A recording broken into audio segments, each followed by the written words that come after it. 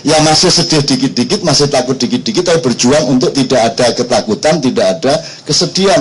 Tapi tidak ada dikotomi antara takut dengan berani. Tuhan tidak pernah menyebut kata berani. Jadi kamu tidak usah jadi pemberani, tidak usah pedida-pedidi. Apakah kamu, wah berani dia bikin konsep begitu? Loh ya nggak usah berani ya bikin konsep gitu aja. Wah BTE kloro, kental BTE kloro parah. Ya nggak ada ya BTE kloro is BTE kloro. Nggak usah kendel.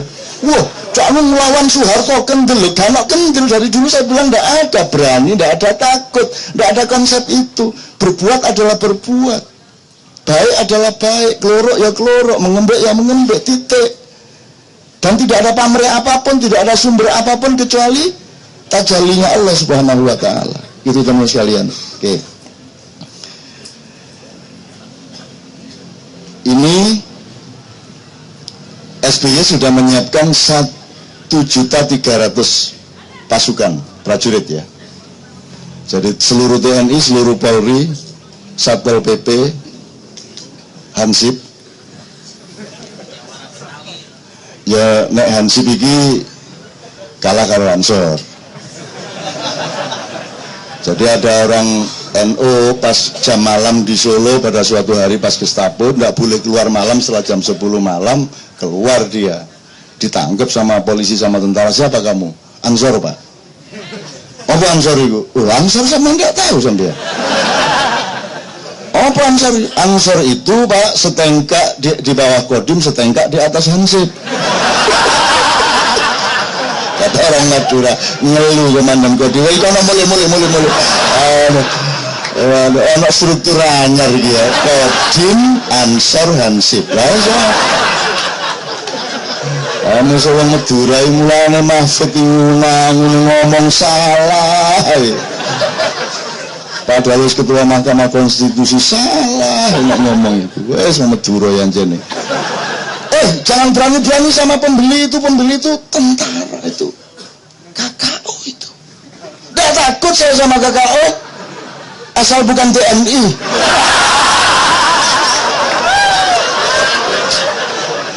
Rusak masalah Madura ini. Yes. Tapi itu juga jagoan kita. Maka Allah menciptakan orang Madura itu benar-benar dengan penuh senyuman dan rasa geli. Jadi pas nggak lah ya ada perempuan cantik beli salak. Oh manis ini Pak, manis. Gitu loh. Tapi kok regane larang. Sudah lah sampai merasakan manis. Terus tuku wedoke. Terus dipangan sepet, kecut, marah ini perempuan cantik ini.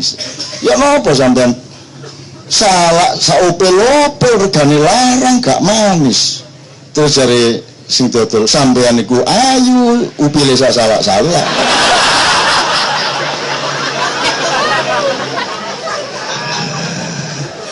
Oke, saya teruskan.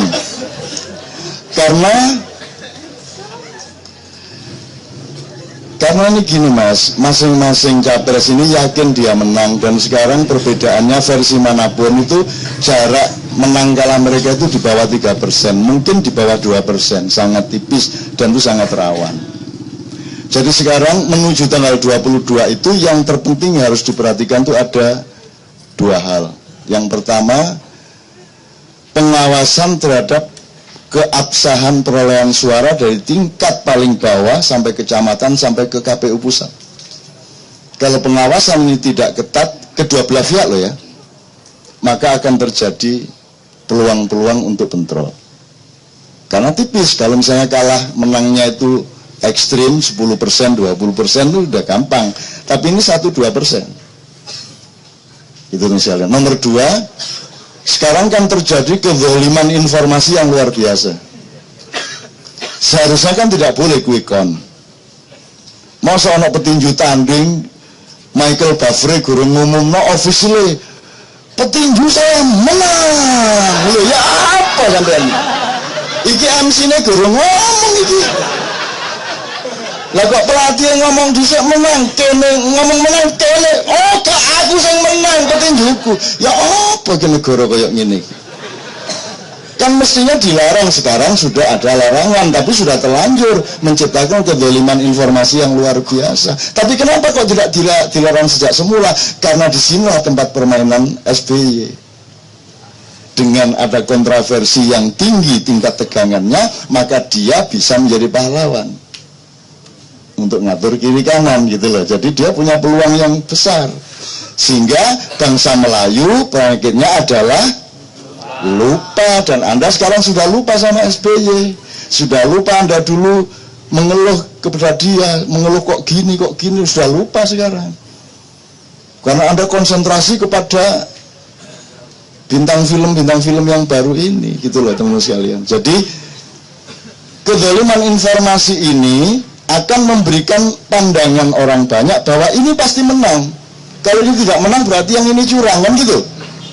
Nah, kezaliman informasi ini akan bisa mempengaruhi KPU. Jadi KPU kalau dia ketakutan, wah ini kalau sampai tidak saya bikin menang, ini saya bisa terancam masa depan saya ini. Udah enggak apa-apa saya bikin menang. Nah, kalau KPU memiliki ketakutan seperti itu, berarti dia akan menjadi peluang, menjadi sebab dari terjadinya bentrok-bentrok. Anda tahu sekarang kan siaga 1. Kalau siaga 1 itu coba cari kata lain dari siaga 1. Coba cari kata lain. Siap perang. Siapakah yang mengucapkan siap perang? Apakah Anda pikir capres A, capres B tidak ada kata-kata itu di hati mereka minimum, atau mungkin dari mulut mereka? Ini siap perang. Jadi kalau kita bikin judul Tanah Tumpah Darahku ini, kita bukan sedang mau ngomong tumpah darah. Ini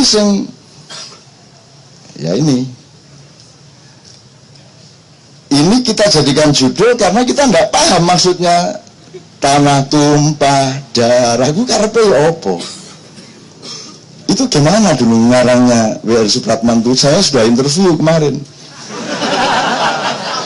Yang saya panjenengan iki karepe pripun impian. Harus mongso bodoh, harus pinter-pinter kono diinterpretasikan dhewe. Akhirnya aku balik dengan tangan kosong. Coba Anda bandingkan ya. Yang saya ini sebelum habis ini selingan setelah tanah air ini, selingan leto dulu ya habis ini ya, 2 lagu 3 lagu ya. Ya Bang ya. Oke. Coba Anda dengarkan Indonesia Raya itu karangan W.R. Supratman itu ada 3 stansa. Menurut peraturan tahun Bung Karno tahun 59 yang resmi dibawakan adalah stansa 1. Padahal ada 2 stansa 2, ada stansa 3. Saya dari dulu sudah hampir 20 tahun itu ke banyak tempat. Ingat saya di Palu, di Kendari, di mana kalau acara dengan gubernur itu saya sarankan, Pak, dicoba di sini Indonesia Rayanya pakai stansa 2, stansa 3. Karena kalau menurut pendapat saya, Indonesia Raya stansa 1 ini berlaku pada masa perjuangan untuk meraih kemerdekaan. Betul enggak? Cocoknya begitu. Kalau sudah merdeka, baru kita masuk Indonesia tanah yang mulia. Kemudian setelah mendapat kemuliaan, kita mendapat yang lebih tinggi, yaitu Indonesia tanah yang suci. Karena kita sekarang tidak punya konsep kualitas lagi. Karena kan kualitas tidak penting.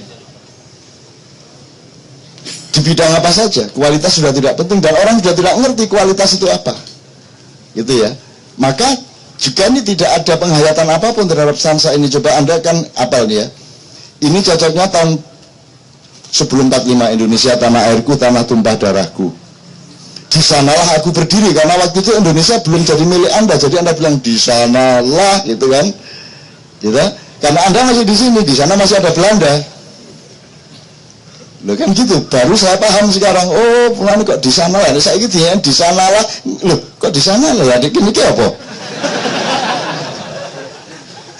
Kan bingung Mas. Begitu kita di sanalah aku berdiri, telah lulu.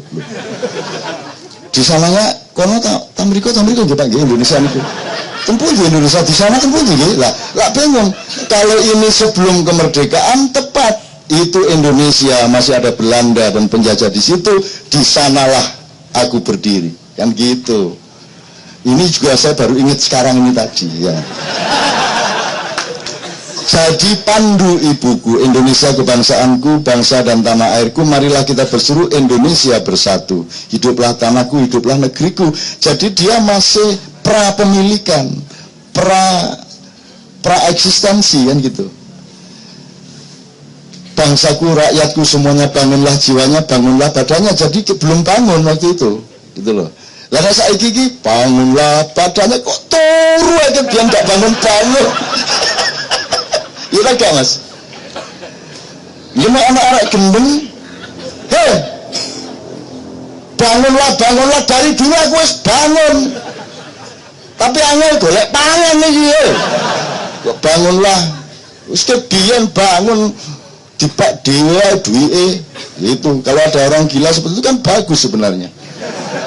Cuman kurang ada yang berani. Begitu sudah Indonesia Raya semua langsung khusyuk. Yang penting bal-balannya menang wis beres masalah kan gitu. Itu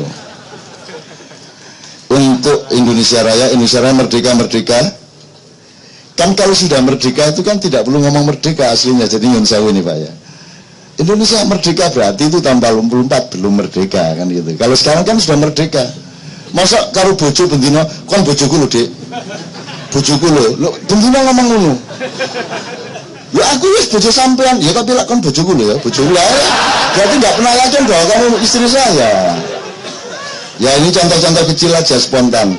Coba sekarang Anda lihat stansa kedua, Indonesia tanah yang mulia. Kita mulai memasuki penghayatan dan aplikasi untuk memuliakan tanah kita. Tanah air, ibu pertiwi. Kita belajar tentang maskulinitas dan feminitas. Tanah itu perempuan, tidak ada ibu Bapak Pertowo, yang ada Ibu Pertiwi. Tidak ada Bapak Kota, Jakarta adalah Ibu Kota. Karena sesungguhnya tanah kita itu perempuan, kita laki-lakinya yang menanam, tapi yang memungkinkan kehidupan berlangsung adalah ketika perempuannya itu menjadi tanah yang subur, menumbuhkan yang kita tanam dan memelihara kesuburannya, kan begitu. Itu ini nanti biar Sabrang yang menjelaskan maskulinitas itu. Di sanalah aku berdiri untuk selama-lamanya. Ya, Indonesia tanah pusaka kita semua. Sekarang kita udah nggak ngerti pusaka itu apa, makanya nggak laku nih. Udah nggak ngerti pusaka itu apa, marah aja sama pusaka klinik, pusaka klinik, bid'ah. Pusaka yang nomor siji ku gendalomu pusakamu. Lawan pusaka kapok kan gua. Nggak ngerti pusaka itu contohnya gini loh mas. Ini Anda dulu pakai mesin tik biasa, kemudian beli komputer, mulai ada DOS, WS, Silait, kemudian mulai Windows 30, naik Windows 31, naik 95, sampai kemudian saiki apa berang misalnya 81, XP sudah sekarang 27, sudah 8, 81, kalau Mac sudah Maverick sudah 10, 94 sekarang kan gitu kan, sudah maju ndak karu-karuan. Nah, pusaka Anda adalah sesuatu yang membuat Anda tetap menghormati proses perjuangan Anda dengan menyimpan mesin tik Anda itu, jangan dijual. Ini pusaka saya kan gitu.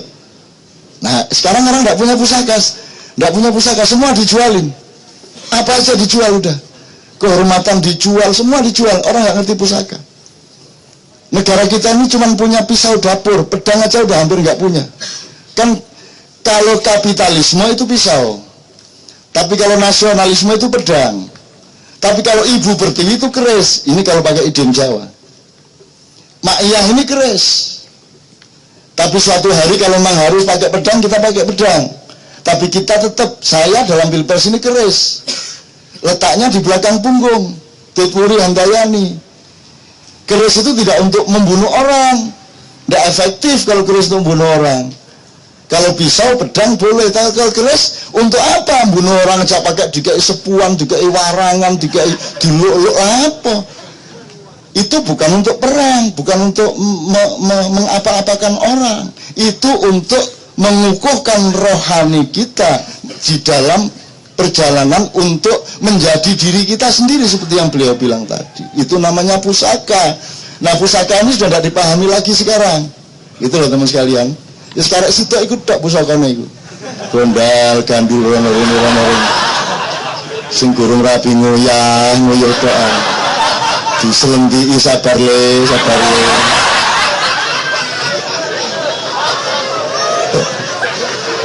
Aku tahu ngalami rek. Saya hidup di Filipina ikut demo menaikkan Kori Aquino ya toh, dan aku lah ijen di kono nang dindi ya karo konco-konco Filipina, tapi kan saya sendirian. Teman-teman saya yang lain laki-laki semua nang kamar mandi selentik sabar le. As-sabru yu'inu ala kulli syai'in. Man sabara dhahara. Gitu.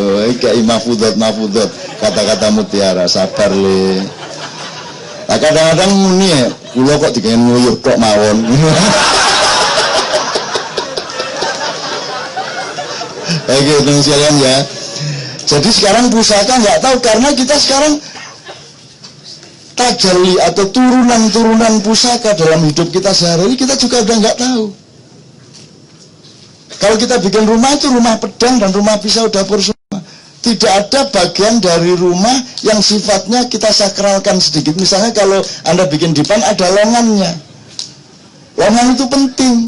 Anda sudah nggak ngerti makna longan, ngerti longan ya mas? Lobang di bawah dipan itu penting. Sangat penting. Kalau Anda tidur di atas dipan yang ada longannya, itu akan menjadi support dan pengembangan kesabaran, kedalaman, pematangan, dan berbeda hawanya terhadap saraf-saraf otak Anda. Orang kan nggak ngerti. Kursi juga gitu. Coba duduk di kursi yang ada longannya, ada bawahnya lubang, sama yang tidak ada. Kalau nggak percaya, coba dua orang duduk yang satu kursi tanpa longan, satu kursi longan. Tahan berapa lama dia? Anda lihat. Yang ada longannya dia tahan berjam-jam di situ. Yang tidak ada, seperempat jam, setengah jam dia udah nggak kuat di situ. Karena hidup butuh pusaka. Pusaka kita udah nggak punya sekarang. Pusaka ini bukan masalah pribadi. Yang disebut Anda tadi MPR itu pusaka. Majelis Bangsa Indonesia itu pusaka. Sudah dihilangkan sekarang. Makanya kalau ngomong Gajah Mada tadi, kepala negaranya itu Hayam Wuruk. Kalau Gajah Mada itu Perdana Menteri, disebut Maha Menteri. Maha Menteri ini tidak boleh ambil keputusan, dia hanya melaksanakan. Sementara kepala negara dia yang ambil policy, tapi dia tidak boleh aplikasi. Bendahara tidak boleh ngeluarin duit, kasir tidak boleh memutuskan pengeluaran duit. Kasir sama bendahara harus ada berdua. Jangan hanya kasir. Sekarang kita hanya punya kasir, tidak punya bendahara. Kita hanya punya DPR yang sejajar dalam trias politika, tapi kita tidak punya majelis rakyat.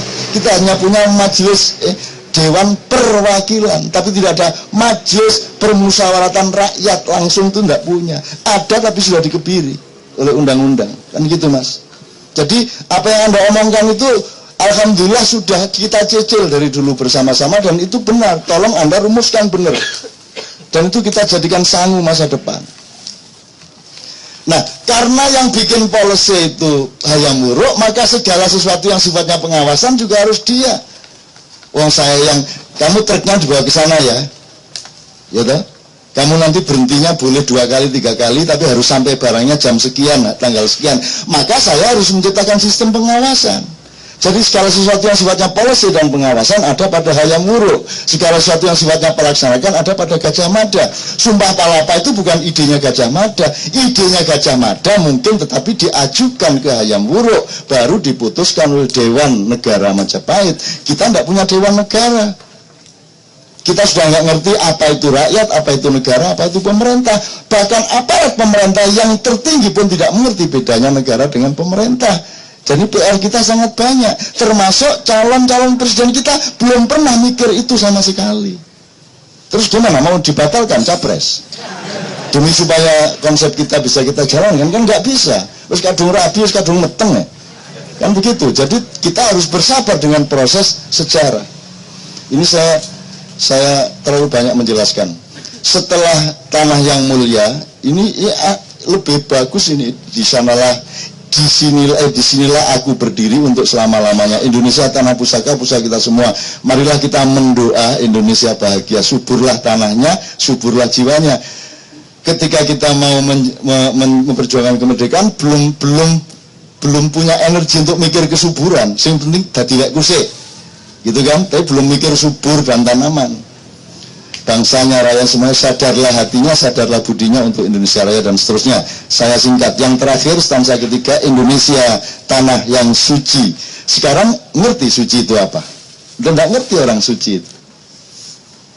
Udah nggak ngerti, kesucian itu udah nggak ada, nggak difahami. Kesucian itu seolah itu urusan agama. Enggak, urusan sepak bola. Itu kesucian. Kalau offset dibilang tidak offset itu nggak suci namanya, nggak? Sederhana kok. Kesucian itu kalau dalam hukum namanya adil, kalau dalam olahraga namanya sportif, kalau dalam akhlak moral namanya jujur, kalau dalam kesenian namanya pas, tidak pales. Itu suci. Kalau kamu naikin dikit jadi tidak suci, gitu loh. Tapi tidak usah ngarang-ngarang terus nek Cina itu suci ini rawana, tidak usah. Itu bisa menambah sara. Itu. Nah, suci ini sudah nggak ngerti kita. Mohon ini di file untuk kita pelajari bersama-sama. Kesucian itu nggak serem kok. Kesucian itu adalah apa, Bang, bahasa Inggris, Bang? Nek lapis ya lapis. Ya. Kesucian sacred. As it is, itu kesucian. Saya coba elaborasi secara agak liberal. Kalau kamu kambing, sucilah sebagai kambing. Kamu tidak usah ingin menjadi sapi. Nah, di majalah Sabana yang baru ini Anda bisa baca tulisan semut ireng anak-anak sapi. Aslinya ini kan cerita mengenai 10 November. Seluruh kalimatnya itu menggambarkan bagaimana Belanda numpang pasukan sekutu. Ya, semut ireng itu maksudnya adalah pasukan Gurkha, anak-anak sapi itu maksudnya pasukan Belanda numpang di pasukan sekutu, terus Kebu Bongkang nyabrang Kali Bunga, itu artinya pokoknya ada orang mancanegara menyeberang laut untuk menjajah kita. Kemudian nanti ada gambaran timun itu maksudnya granat, terus ono keong dengan sunutnya itu maksudnya apa jenis tank dengan hulu pelurunya dan seterusnya. Terus nanti kalau ada diwadahi bumbung itu maksudnya kalau ada tentara Gurkha atau tentara Belanda ditangkap, kita belum punya teknologi logam pada waktu itu, sehingga kita bikin tempat sel-sel untuk menahan itu dari bambu, maka dilambangkan dengan diwadahi bumbung. Itu aslinya cerita seperti itu. Tapi saya tahu, saya selalu bersyukur kepada Allah karena setiap kalimat dari karya-karya para bujangga itu sebenarnya dia bermakna-makna dan berpeluang untuk ditafsiri seluas mungkin. Lah saya misalnya nafsiri satu ya. Ini sekedar untuk ngomong kesucian Indonesia. Untuk kembali kepada Anda jadi orang Betawi itu Tuhan yang merintah dan jangan dilanggar. Dan jangan tidak lagi menjadi orang Betawi. Ojo kaya wong Madura ndek Solo ngaku wong Solo. Lo tak bisa, saya orang Solo saya. Ya apa nek wong Solo ngomong Solo ya tetap kata nama Madura. Lo saya orang Solo dari kecil, saya di Solo, saya jual ini jadi Solo. Ya tapi Madura renek Solo ini Madura. Padahal aslinya Solo itu kan orang Belanda datang ke Solo. Sebelumnya waktu itu belum masih Surakarta. Sebelumnya dia datang ke Jogja, disuguhi teh sama orang Jogja. Di Jogja kalau Anda beli teh di angkringan itu ada joknya. Jadi begitu minum, si tuan rumah bilang jok ya, gitu. Jok ya, kasih lagi jok ya. Akhirnya Belanda itu menyimpulkan, oh ini daerah namanya Jogja. Terus begitu pergi ke Solo kok nggak ada joknya. Akhirnya Belanda dan teman-temannya saling noleh, loh gitu. Akhirnya jadi kota Solo. Karangan deh, ojo terus di jatuh penelitian karangan gendeng gitu. Dari ngarang-ngarang mulai lah, urip pisan itu bukan masalah serius kok, gitu loh. Jenenge pengarang lah terus apa meneh gak dikarang. Oke. Saya tambah infonya sebelum leto dikit. Mana tadi saya catat tadi. Jadi sampai tanggal 22 itu tolong kalau Anda bisa ikut partisipasi ya Anda ikut mengawasi. Sebab ini kedua-duanya tidak mau kalah. dan bedanya sangat tipis. Dan ini sudah ada konfirmasi untuk yang Anda sebut tadi, dan itu bisa gawat sekali. Dan Anda letaknya di mana? Dan kalau ada peperangan, ada tempur, Anda juga harus tahu, meskipun pasukannya SBY itu terdiri dari TNI, Polri, dan sampai Hansip tadi, jangan lupa mereka sebenarnya diam-diam juga memihak kepada salah satu capres. Jadi kalau mereka disuruh menjaga di tengah-tengah, itu tidak selalu bisa. Nanti ada saatnya mereka akan memilih. Sama dengan kalau di Ambon dulu, tentara waktu di markas siang hari juga tetap sebagai tentara, begitu malam yang satu mihak sana, yang satu mihak sana, kan begitu di Ambon dulu. Jadi ini juga tidak sederhana teman-teman sekalian. Ada banyak poin-poin yang lain, tapi saya kira untuk sementara saya cukupkan yang itu sebelum kita sampai ke tumpah darah yang sebenarnya. Soal saham, tolong nanti dijelasin soal saham. Soal saham ini kan ada dua macam. Ada saham yang merupakan akibat dari dinamika politik, ya. Ada saham yang dipakai untuk mengaruhi dinamika politik, ya gitu ya. Jadi naik turunnya ini ada yang memang disengaja untuk menciptakan opini dan pushing sesuatu, untuk mendorong sesuatu hal yang direkayasa. Sama dengan deklarasi kemenangan de facto misalnya. Jam 1 selesai nyoblos, jam 3 sudah ada deklarasi, ditandingi oleh satunya lagi deklarasi juga. Itu semua kan bukan deklarasi, itu kan mempengaruhi opini, dan itu bikin takut kepada panitia, kan begitu. Kalau sudah opininya ini pasti menang, panitianya bikin agak dimenang belain ini. Sama dengan kasus, kalau sudah masuk koran, ya itu pasti polisi akan memproses, karena takut sama publik kalau nggak diproses, kan gitu. Jadi teman-teman sekalian, ini kita tidak berada dalam keadaan yang terlalu aman, tapi saya mohon dengan sangat kita keluar maknya selalu cerdas untuk mengayomi siapapun saja. Dan posisi saya, posisi Anda semua tetap sama, karena polarisasi di antara kedua ini muatannya ini aneh-aneh, yang seharusnya tidak bertempur ini mas. Dan lucu pertempurannya ini, via-vianya lucu. Gampangannya ya, kalau misalnya dianggap disimplifikasi, teman-teman yang Wahabi ikut di satu, teman-teman yang Syiah ikut di dua, lagi kan angel lagi. Padahal yang di satu itu nanti secara internasional justru musuhan. Jadi tidak karu-karuan ini, jadi nggak ada gunanya kita perang ini. Kita ini sedang akan melakukan pertempuran untuk alasan-alasan yang sangat konyol. Jadi kalau bisa malam hari ini Anda berikrar kepada diri Anda sendiri untuk kita jaga Indonesia, kita jaga cinta kebangsaan dan kerakyatan kita bersama-sama. Dan Anda semua menjadi petugas-petugas cinta, petugas-tugas persatuan. Peace, peace, peace. Nek kepegelem peace ya peace. Oke, sekarang sebelum Mas Ian sama Sabrang mengelaborasi beberapa tema, saya minta Patut maju, Ari maju, Dedot maju,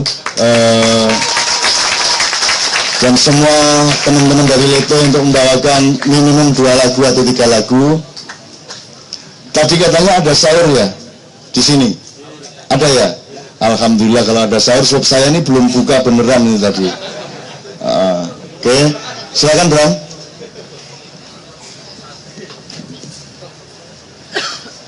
Bismillahirrahmanirrahim.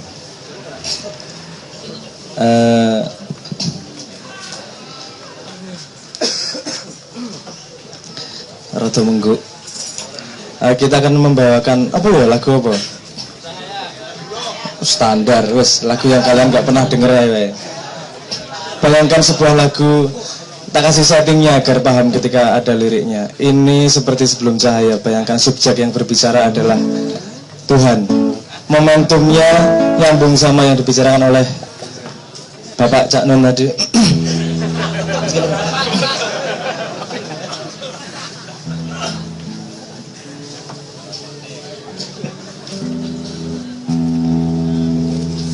Lagu ini momentumnya ketika sebelum nyawa itu dilahirkan, sebelum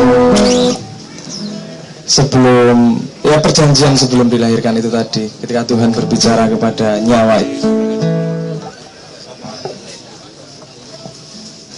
Kok mati? Cek. Sebelum manusia dilahirkan ke dunia, yang remang-remang, yang tidak jelas hitam putihnya, yang semua abu-abu, di mana tempat kita untuk belajar dan mencari tahu apa yang sejati. Monggo. Oke, pemilik mobil Avanza B1973CP, pemilik mobil Avanza B1973CP mohon dipindah karena menghalangi mobil lain.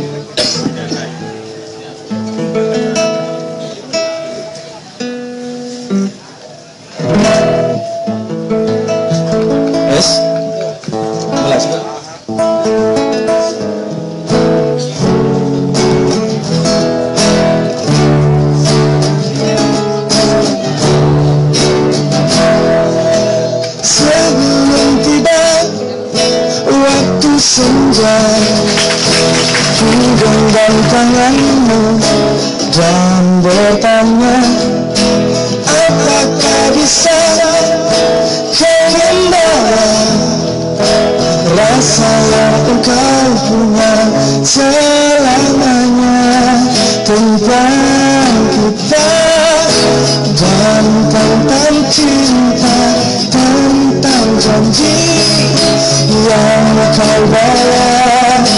Jika nanti saat kau sendiri temukanku di satwa hatimu.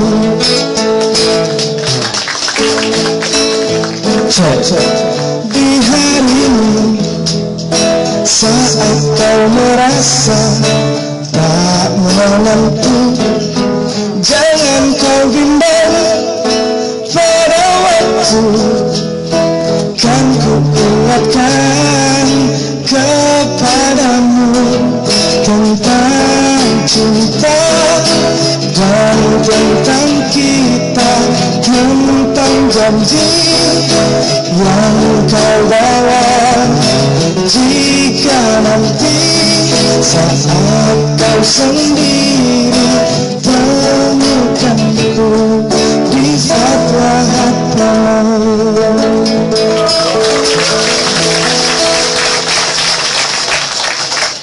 Lagu tadi berjudul Fatwa Hati. Ini koyone rada nganu ya, apa sini Islami,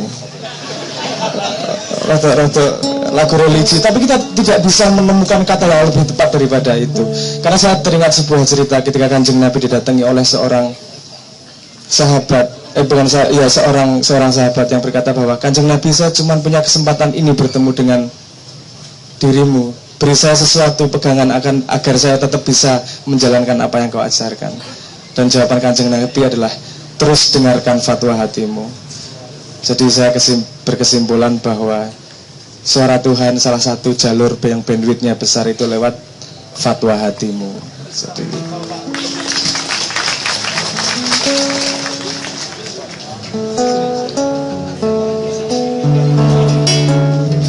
dan ini lagu ketika si anak tadi sudah lahir.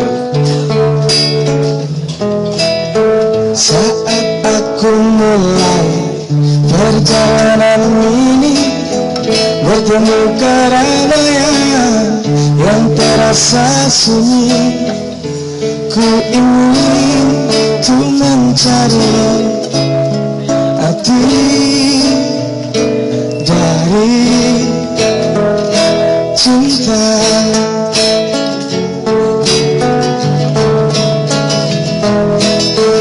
Saat aku terlena di pandangan mata, semua tanpa indah tapi tanpa makna. Suaramu merdu membisikkan, oh cintaku karena terang bulan yang tak pernah meninggalkanku. Senyumanmu dan tatap matamu saja yang kan ku peluk mesra.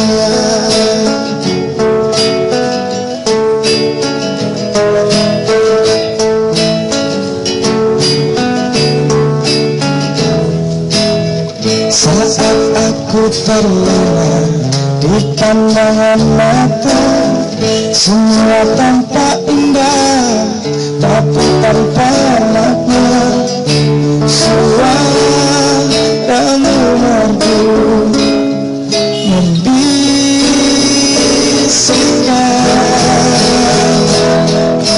oh cintaku karena terang bulan yang tak pernah meninggalkanku. Senyumanmu dan tatap matamu bercahaya yang kan ku peluk mesra.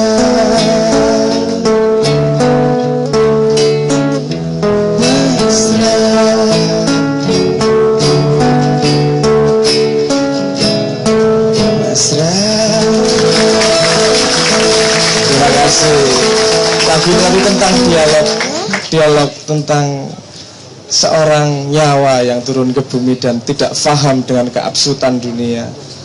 Tapi di resnya dikatakan bahwa jangan khawatir karena apapun yang kau lakukan selalu dihargai dan dibimbing oleh Yang Maha.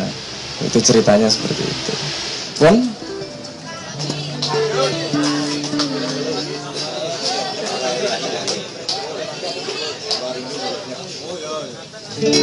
Menurut Patuk ini konsepnya lagu adalah nyep-nyep, yes.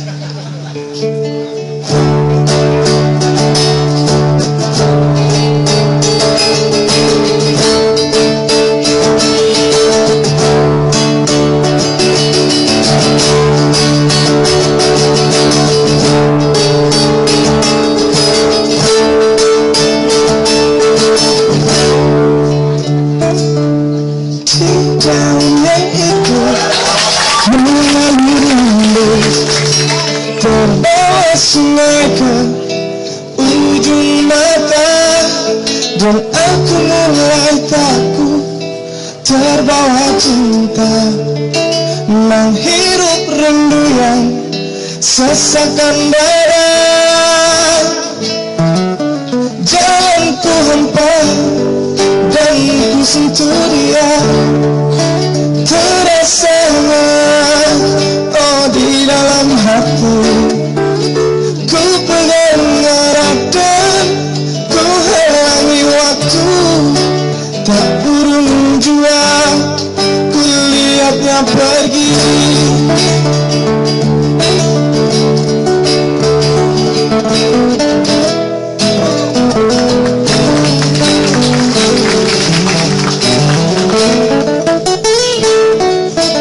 Tak pernah ku ragu dan selalu ku ingat keringat matamu dan sentuhan hangatku.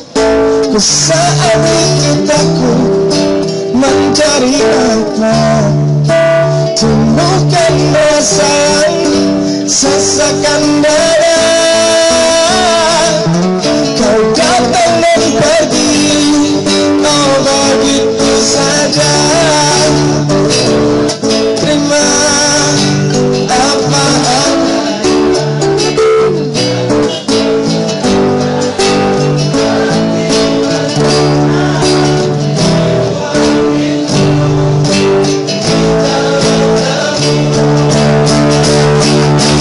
Datang dan pergi, oh begitu saja. Semua ku terima apa adanya.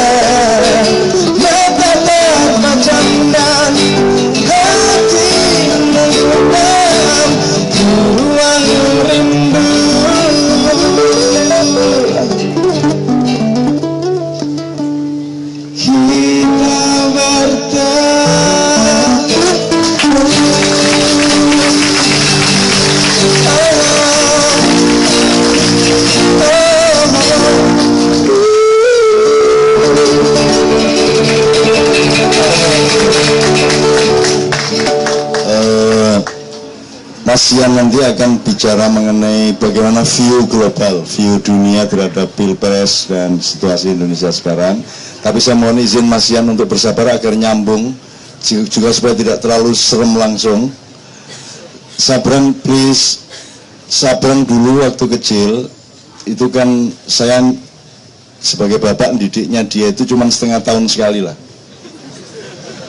Ketemu setengah tahun sekali, tak kasih rumus, tak kasih kunci, terus dia kembangkan dan lumayan lah.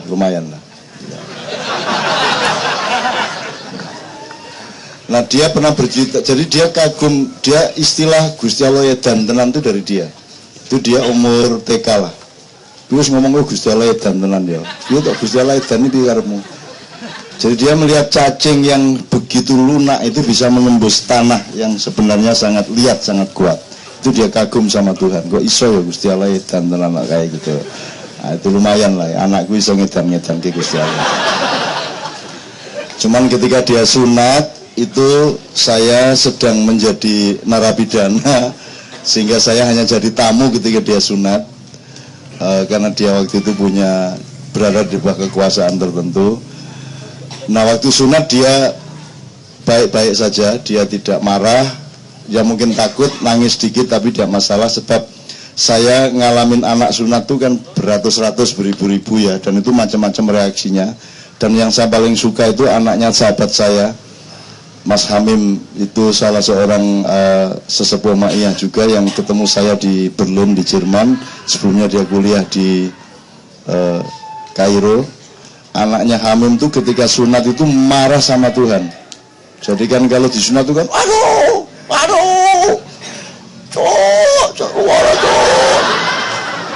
nah anaknya Hamim disunat seling matane Gusti Allah matane kalau ngomong sunat barang matane. Wah seneng aku ini ya Allah Gusti Allah di mata-mata ini benar. Sabrang pernah bercerita kepada saya mengenai semut. Semut ini salah satu binatang yang sangat dihormati Allah dan menjadi judul dari salah satu surat di Al-Quran. Dan ada kisah mengenai bagaimana Nabi Sulaiman lewat di suatu tempat, kemudian rombongan semut itu dikasih peringatan oleh seekor semut yang waskita. Dia bilang, segera kalian wahai para semut masuklah ke dalam sarang kalian sebelum kamu diinjak oleh raja besar yang namanya Sulaiman, kan gitu. Nah Bram, semut itu yang terpenting apa Bram? Kerjasama. Oke. Kerjasama kalau di Jawa namanya gotong royong. Jadi kalau ada binatang yang tingkat gotong royongnya sangat tinggi, itu semut. Dan kalau ada suku atau bangsa yang punya istilah gotong royong, itu bangsa apa? Kata gotong royong itu dari kata apa? Dari gugur gunung. Gotong royong itu kan sangat populer dan menjadi bagian dari jiwanya orang Jawa. Jangan, kalau saya ngomong Jawa, tolong yang bukan Jawa jangan marah, karena penghormatan saya kepada Jawa itu sejajar dengan penghormatan saya kepada Betawi, kepada semua yang lain, untuk memperkaya Indonesia. Oke, gotong royong apalagi Bang? Kerjasama. Itu gotong royongnya sampai tingkat ekstrim kalau setahu saya. Kalau apa namanya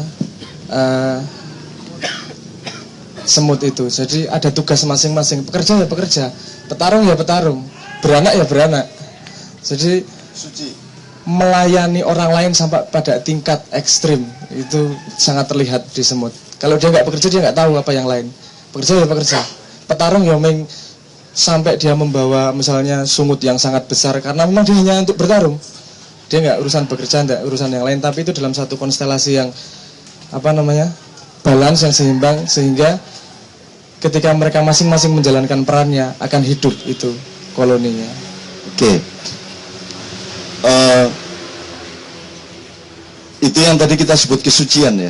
Anda ikhlas menjadi diri Anda dan Anda bekerja sebagaimana memang Anda seperti itu, kan gitu ya. Satu. Jadi gotong royong, kerjasama, kesucian. Nomor 3, semut itu bisa dibasmi apa tidak? Misalnya wali kota menganjurkan basmi semut di seluruh kota, isaragai.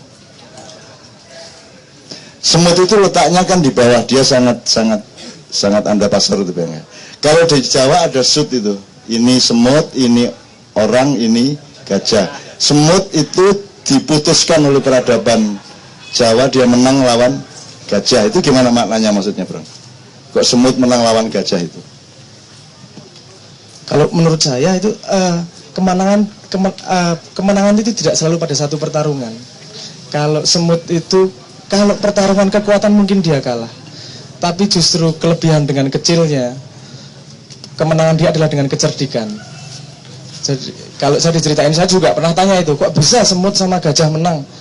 Terus saya diceritain sama kakek saya, kalau semut itu bisa masuk kupingnya gajah, dan gajah nggak bisa ngapa-ngapain, dia ngorek kupingnya kalau udah masuk ke kupingnya gajah. Nah itu bagi saya pertarungan tuh parameternya amat sangat banyak, tidak ada kekurangan, yang ada bagaimana dia memanfaatkan apa yang dia punya untuk menjadi kelebihan dia dalam menghadapi musuh. Itu kesimpulannya. Jadi orang Jawa, orang Indonesia secara tradisional itu selalu mengidentifikasi dirinya seperti binatang-binatang kecil. Misalnya keong lawan kancil. Keongnya adalah bangsanya, terus kancil itu adalah penipu-penipunya, kan begitu. Tapi kan, dan selalu letaknya paling bawah, jadi selalu andap asor, gitu ya. Semut nggak bisa dibasmi, Bro, nggak bisa dikalahkan. Boleh pemerintah menindas kayak apapun, tapi rakyatnya, si semut-semut ireng ini tidak bisa diapa-apain. Mungkin korbannya banyak, besok kalau pertempuran mungkin korbannya juga tidak sedikit kalau terjadi pertempuran sampai menjelang Oktober nanti.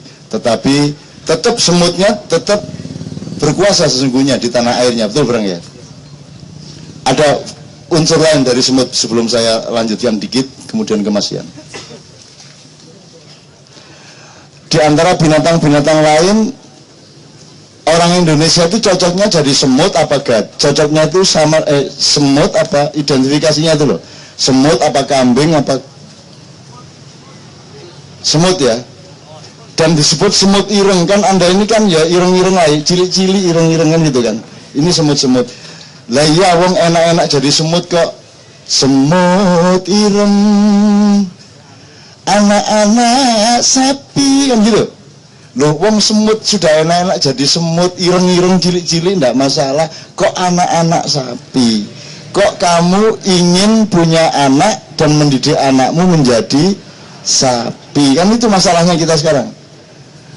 Mergo ana kebobongan nyabrang kali Bengawan dan seterusnya, karena kamu didatangi oleh binatang-binatang yang lain yang membuat kamu goyah atas dirimu sendiri sehingga kamu ingin beranak sapi. Bisa sapi barat, bisa sapi Arab, kan begitu. Padahal semut dibanding sapi sebenarnya dahsyat mana? Sama-sama dahsyat menurut saya. Sama-sama dahsyat. Pada tempatnya dan pada fungsinya. Oke, saya sebut 3 saja yang selama ini menimpa sapi. 1, dikelui, dicocok hidungnya, terus ditaleni gulunya, terus diperbudak untuk menyingkal atau membajak atau nggaru sawah, betul enggak? Dari dia diperbudak sapi itu.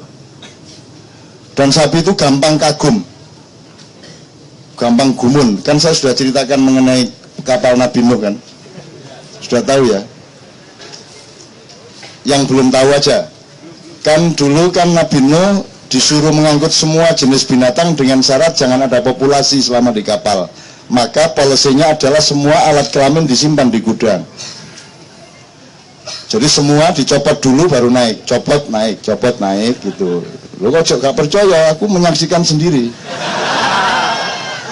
Tapi begitu sampai di dataran Turki sekarang, banjir sudah reda, kemudian kan lupa bahwa nanti untuk pengambilan kembali lebih ruwet daripada pengumpulan, bener gak?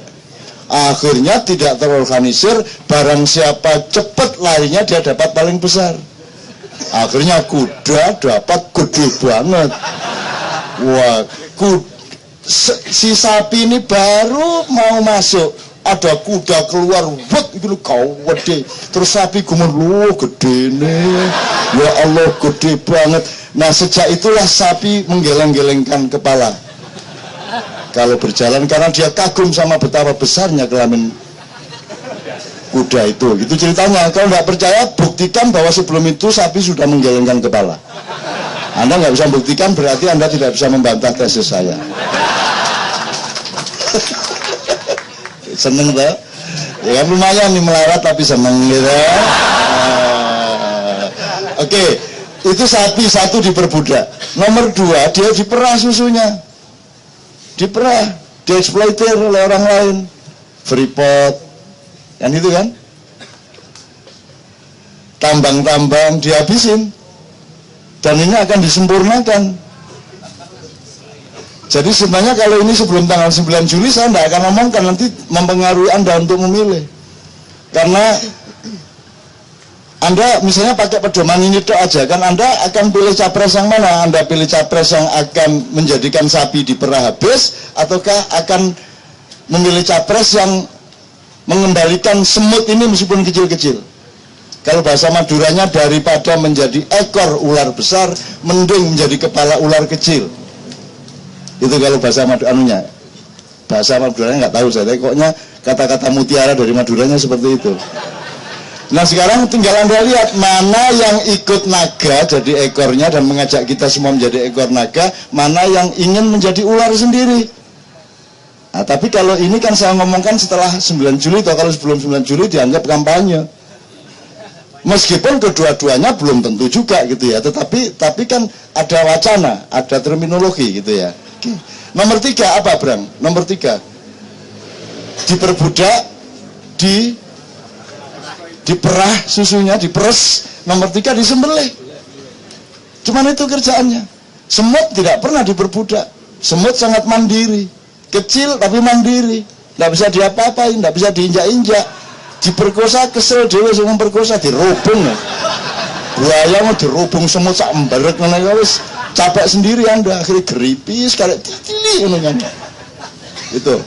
Ah itu semut, teman-teman sekalian. Lah sudah enak-enak jadi semut gara-gara modernisasi dan kemerdekaan, Anda sekarang disuruh menjadi sapi, bikin parpol lambangnya Canun. ya. Saya punya pertanyaan ini. Yes. Yang apa namanya mengganggu saya dari dulu. Ini urusannya sama sapi. Kan sapi diperah juga. Seperti siapa tahu punya tesis yang tidak saya bantah gitu loh. Sapi kan diperah juga susunya. Yang punya ide pertama itu gimana itu kira-kira jalan pikirannya? Kok nyekel-nyekel susunya sapi ki? Yang punya ide pertama merah ki piye jane itu? Aku enggak sampai sekarang enggak punya jawaban itu. Dia iseng nyekel-nyekel susu sapi karena gimana tuh? Jomblo apa? Emang rusak uteknya atau kreativitas apa namanya? Apa eksploitasi atau melalui eksploitasi jauh ya karo aku sing pertama sopo pian, tapi pertama saya kira kemesraan ya, kemesraan. Suwe-suwe lho dilus-lus ngene kan kok enak, iki ndelok sir-siran gak oleh-oleh. Sapi gak masalah wis. Lho kok metu, lho kok metu curut. Akhirnya diombe. Oh enak, akhirnya didolekno tong. Wis mesti sanae nek ngono kayak gitu kira-kira. Ya tapi itu nyenengin. Mudah-mudahan ini bisa Anda lanjutkan sendiri ya. Tapi saya tidak mengejam karena Indonesia tidak salah. Orang-orangnya itu melakukan itu semua kan tidak dengan wacana-wacana seperti itu. Maksudnya kan sebenarnya adalah kegagah beranian, banteng ketaton. Ada idiom banteng ketaton. Banteng ketaton artinya ketaton itu terlukai. Tatu itu dari tato itu aslinya dari bahasa Jawa kuno ya, tato ya. Terus diambil oleh orang-orangnya Masian jadi tato, itu kan tato. Terus kita sekarang menyangka bahwa itu berasal dari bahasa Inggris, padahal itu aslinya dari tatu, kan gitu, tatu. Tatu itu yang melukai badan untuk menciptakan gambar-gambar, kan gitu. Sama dengan sepatu dari Bandung, ya toh, dari Tangerang, dibawa ke Itali, disestempel ceklek, beli, atau apa, balik norene, terus kita bilang ini bikinan Itali, kan begitu. Indonesia kan memang suka ngalah sebagai semut seperti itu, kan gitu. Ini tolong dilanjutkan. Sekarang ini pokoknya kita jadi sapi juga enggak apa-apa ya, tetapi pada proporsinya. Tapi hakikat dasar dan watak dasar kita itu semut-semut ireng menurut pujangga itu tadi. Semut-semut ireng anak-anak sapi.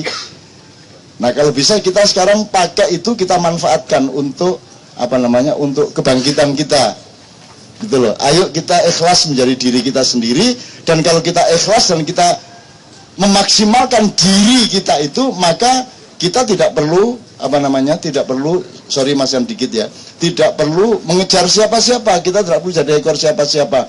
Nanti tanggal 17 kita ma'ian di Jogja, lusa berarti ya, itu bersama Indra Safri, Ivan Dimas, Ilhamuddin dan beberapa teman U19 dan para ofisial. Itu untuk supaya kita bisa berbicara bahwa U19 itu bisa dahsyat sampai hari ini loh ya. Besok masih ujian lagi. Tapi sudah bisa mengalahkan Korea yang 9 kali berturut-turut juara. Sudah bisa membuat orang Yaman sujud syukur. Karena menurut mereka Indonesia is very very strong. Itu karena U19 itu menolak berkiblat. Karena Indonesia selama ini sepak bolanya itu sibuk cari pelatih dari Belanda, dari Inggris, dari Italia, dari Brazil, segala macam. Selalu kita merasa kita ini tertinggal dan ingin menjadi sapi supaya gede dan bisa diperah, kan begitu. Nah yang dilakukan Indra Safri adalah mencari anak-anak Indonesia asli dari desa-desa, ya, dan dipeluangi untuk menjadi dirimu sendiri. Pokoknya sudah diri kamu dengan kemampuan kamu itu. Nanti kita kerjasama bareng-bareng nyusun strategi. Sehingga dia marah kalau disebut meniru Barcelona, permainannya seperti Barcelona, tapi mereka tidak mau disebut Barcelona. Loh, kita tidak meniru Barcelona. Orang kalau bisa main bola ya kayak gitu itu jadinya. Gitu loh, ya gitu itu. Nah, U19 ini kan sudah terlebih dahulu dibikin oleh Ma'iyah. Ma'iyah ini kan sudah melanggar segala macam peraturan. Semua peraturan forum tidak berlaku di sini toh. Enggak pakai struktur, enggak, marilah kita mulai dengan rasa syukur kepada Allah Subhanahu wa taala yang telah memberikan hidup kita sampai hari ini. Dan tidak lupa kita ucapkan kepada junjungan kita Nabi besar Muhammad sallallahu alaihi wasallam. Terus mari kita mulai dengan pembacaan ayat suci Al-Qur'an. Enggak ono kayak gini. Karena dirimu sudah Al-Quran itu sendiri, karena dirimu sudah salawat itu sendiri, karena dirimu sudah penyembahan kepada Allah itu sendiri, kan begitu. Sehingga di sini tidak ada basa-basi, di sini tidur boleh, di sini telentang boleh. Mana ada di seluruh dunia forum sebebas ini? Dan saya selalu mengatakan kalau Kiai Kanjeng kan panggungnya paling tinggi 0,5 meter, supaya orang semua bisa langsung sambung sama panggung. Dan saya bilang kenapa panggungnya tidak boleh tinggi dan tidak boleh ada pagar yang membatasi antara jamaah dengan yang di panggung. Nomor 1, supaya kalau Anda tidak suka sama saya, mau bunuh saya, gampang, jelek gitu wes. Patenono kuno, nang wes gitu loh. Dan kalau saya dibunuh karena Ma'iyah, saya senang, tidak ada masalah. Karena saya tidak memiliki hidupku dan aku tidak memiliki diriku. Aku ini milik Tuhan. Kalau kamu menyakiti aku, urusanmu tidak sama aku, tetapi yang dengan yang memiliki aku. Depan kan karo Gusti Allah, karepmu kono. Kan begitu. Nah, nomor 2, supaya yang di panggung tanggung jawab.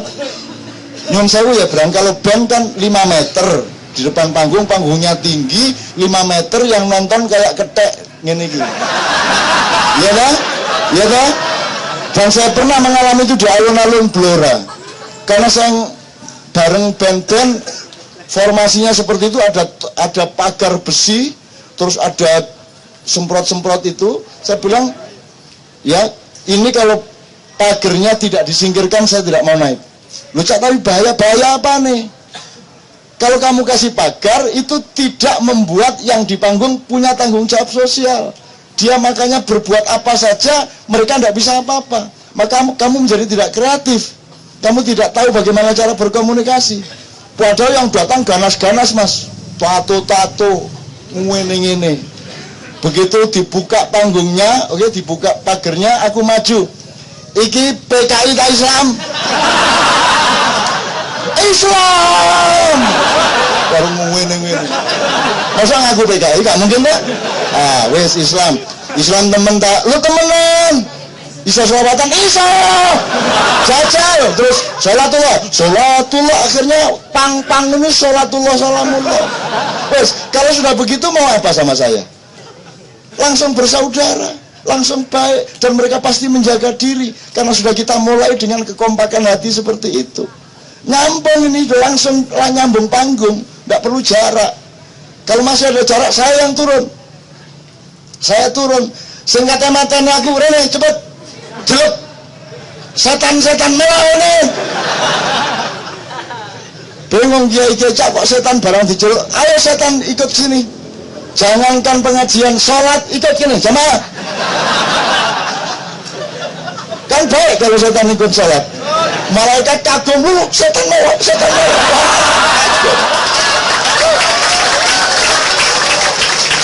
Karena di Ma'iyah Anda sudah tahu bagaimana tidak membenci siapapun. Kamu pikir setan itu jadi setan karena ingin jadi setan? Kamu pikir begitu? Enak aja, mending kamu jadi manusia. Bayangin kalau kamu dulu sama Tuhan ditugasi jadi setan, modiar kamu. Jadi kita harus kasihan sama mereka. Jadi saya itu sangat santun kepada setan. Ya Allah, masa kele kue iki. Kan begitu? Benar nggak mas? Benar nggak? Logis nggak? Kasihan kalau Anda punya kemungkinan untuk buruk atau baik. Kalau setan tidak punya kemungkinan, dia satu-satunya kemungkinan jelek. Kan kasihan. Kan kasihan. Ya Allah, cintailah mereka.